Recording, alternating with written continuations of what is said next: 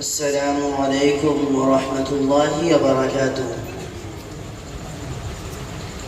نحمده ونصلی علی رسولہ الکریم اما بعد چشتی نے جس زمین میں پیغام حق سنایا، نانک نے جس چمن میں وحدت کا گیت گایا، تاتاریوں نے جس کو اپنا وطن بنایا اور جس نے حجازیوں سے دشت عرب چھڑایا، میرا وطن وہی ہے، میرا وطن وہی ہے۔ حضرات اساتذہ کرام و مہمانان اعظام اور عزیز ساتھیوں، آج کی حالتیں لیل و نہار کی گردشیں اور رات دن کی کروٹیں نت نئی چیزوں کا پیغام لے کر آ رہی ہے۔ یہ بات بالکل عیاں اور صاف و شفاف ہے کہ ہندوستان ہمارا ملک اور مادر وطن ہے، اور یہاں ہمارا وجود آج سے نہیں بلکہ ایک مدت سے ہے۔ یہاں کے خوشی اور مسرتوں میں ہم ساتھ ہیں، یہاں کے رنج و غم اور کرب و الم میں ہم شامل ہیں۔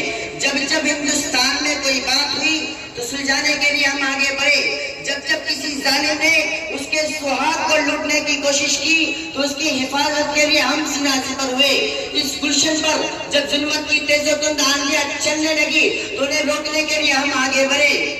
جب جب کسی ظالم نے یہاں کے حسن و جمال کے ساتھ کروار شروع کیا تو اس کے ارادوں کی دھجیاں سب سے پہلے ہم نے اڑائی۔ کہاں تک گرائے؟ سچ تو یہی ہے کہ چمن میں ہر طرف بکھری ہوئی ہے داستان میری۔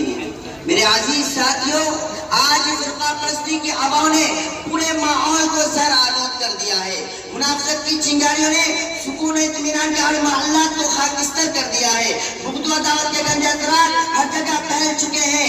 ہندوستان کی گلیاں ماتم زدہ ہے۔ بھارت کا بچہ اپنی نازک آنکھوں میں مستقبل کی امید لیے ہوئے ہے۔ انصاف کی چیخیں نکل رہی ہے، جمہوریت کا شیرازہ بکھر رہا ہے۔ خلاصہ یہ کہ محسوس یہ ہوتا ہے کہ دور تباہی ہے، شیشے کی عدالت میں پتھر کی گواہی ہے۔ میرے دوستوں، آزادی سے قبل ہندوستان لڑائی اور جھگڑوں کا اڈا بن چکا تھا۔ مذہبی ٹکراؤ اس قدر تھا کہ ایک ہی دوسرے کی عبادت کا تک کرنے بخشتے تھے۔ جین دھرم والے الگ سے قبول کرتے تھے، بدھ دھرم علیحدہ لوگوں کی رائے اخبار کرتی تھی۔ عام اور سیدھے سادے انسان برہمن اور راجپوت وغیرہ سے عاجز آ گئے تھے۔ گویا کہ افراد تفریح کا ایک بھیانک سما تھا۔ لوگ سکون اطمینان کے خلوت سے زندگی کے متلاشی تھے۔ عورتوں کے ساتھ تو انصاف، فیصلہ، تسلی بخش ہوتا ہی نہیں تھا۔ الغرض یہ حالات ہندوستان کے حق میں بہت برے تھے۔ غلامی کی لہریں ہندوستانیوں کے لوگوں کے دلوں پر چلنے لگی۔ یہ ظالم انگریزوں نے یہاں کی ساری املاک و جائیداد کو لوٹ لیا اور یہاں کے لوگوں کی غیرت کو چیلنج کیا اور للکارا تو علماء کرام اور ان کے ساتھ یہاں کے عوام جن کے دلوں میں آزادی کی شمع جل اٹھی تھی، وہ پر سے پیکار ہوئے اور یہ کہتے ہوئے میدان جنگ میں کود پڑے، سرفروشی کی تمنا اب ہمارے دل میں ہے، سرفروشی کی تمنا اب ہمارے دل میں ہے، دیکھنا ہے زور کتنا بازوئے قاتل میں ہے۔ میرے دوستوں، آج غلامی کے ایام ختم ہوئے، کافی دن گزر گئے، مگر ہمیں صحیح حقوق ملنا تو دور کی بات، ہم سے حقوق کا ذریعہ بھی چھینے جا رہے ہیں۔ ہمارے مساجد و مدارس کو مسمار کیا جا رہا ہے، مسلم پرسنل لا میں مداخلت کی جا رہی ہے، قربانی اور حجاب پر پابندی عائد کی جا رہی ہے، ہماری بابری مسجد کو توڑ کر رام مندر کی تعمیر ہو رہی ہے، ہمارے ساتھ ظلم و ستم کا رویہ اختیار کیا جا رہا ہے۔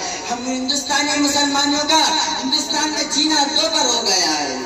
میرے دوستوں، ہمارے مستقبل کی کامیابی ہمارے حرکت و سکون میں مضمر ہے۔ ہمیں وہ روح آج بھی موجود ہے، ہماری طاقتیں سربلندی ہوئی ہے، ہماری رائے کھلی ہوئی ہے، ہمارے ارمان بکھرے نہیں ہیں۔ ہم آج بھی اپنے ارادوں کو فولاد قوت دے سکتے ہیں، اپنے عزم کو وہ ہمالیہ کی چٹان بنا سکتے ہیں۔ تو تاخیر کس بات کی؟